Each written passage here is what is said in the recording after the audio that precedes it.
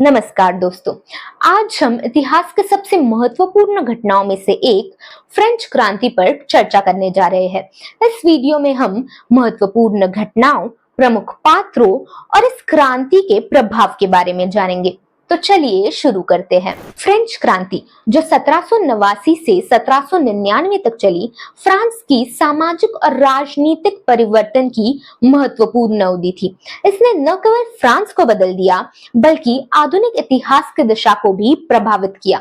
तो चलिए इसे कुछ प्रमुख चरणों में विभाजित करके समझते हैं। क्रांति को कई प्रमुख चरणों में विभाजित किया जा सकता है। प्रारंभिक क्रांति, आतंक का राज और नेपोलियन का उदय। प्रत्येक क्रांति की अपनी विशेष घटनाएं और पात्र थे। सबसे पहले हम प्रारंभिक क्रांति के बारे में जानेंगे। 18वीं सदी के अंत तक फ्रांस एक गंभीर आर्थिक संकट में आ गया था। राजा लुई 16वें यानी लुई 16 ने काफी कर्ज ले रखा था और जब उन्होंने कुलीन लोगों पर कर लगाने का प्रयास किया तो इसका विरोध किया गया। इसके परिणाम स्वरूप जुलाई 1789 में स्टेट्स जनरल की एक मीटिंग रखी गई।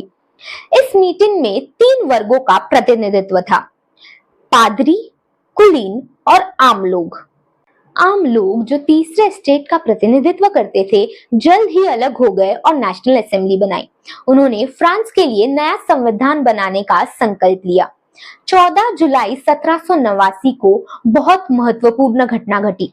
बैस्टिल का किला गिरा दिया गया जो राजा के अत्याचार का प्रतीक था और यह थी विद्रोह की शुरुआत। इसके बाद नेशनल असेंबली ने मानव और नागरिक अधिकारों की घोषणा को अपनाया, जिसमें स्वतंत्रता, समानता और बंधुत्व के सिद्धांतों की पुष्टि की गई। अब हम आतंक के राज के बारे में बात करेंगे, जो 1793 से 1794 तक अत्यधिक हिंसा और राजनीतिक शुद्धिकरण की अवधि थी। क्रांतिकारियों ने, जिनका नेतृत्व मैक्सिमिलियन रॉबेस्पियर जैसे व्यक्ति कर रहे थे, उन्होंने क्रांति को आंतरिक और बाहरी शत्रुओं से बचाने की कोशिश की। क्रांतिकारी न्यायालय की स्थापना की गई और हजारों लोगों को, जिनमें राजा लुई 16वें और रानी मैरी एंटोनेट भी शामिल थे, उन्हें गिलोटिन द्वारा मौत की सजा दी गई। जन सुरक्षा समिति, जो रॉबेस्पियर के नेतृत्व में थी, ने शक्ति को बनाए रखने के लिए कठोर कदम उठाए, लेकिन लोगों में बढ़ता भय और असंतोष ने फांसी के प्रति क्रोध को उत्पन्न किया। फिर रॉबेस्पियर ने अपने आप को जुलाई 1794 में गिरफ्तार करवाया और उन्हें फांसी दी गई, जिसकी वजह से आतंक के राज का अंत हुआ। अब हम नेपोलियन के उदय के बारे में बात करेंगे। आतंक के राज के बाद फ्रांस का शासन निर्देशक मंडल द्वारा किया गया, जो 5 लोगों की समिति थी।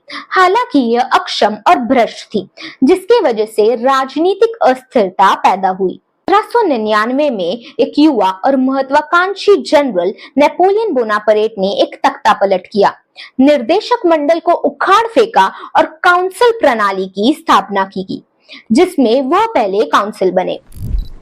नेपोलियन का उदय फ्रेंच क्रांति का अंत जरूर था, लेकिन उनके शासन ने महत्वपूर्ण सुधार लाए, जो कि फ्रांस के भविष्य को आकार देने में मददगार साबित हुए।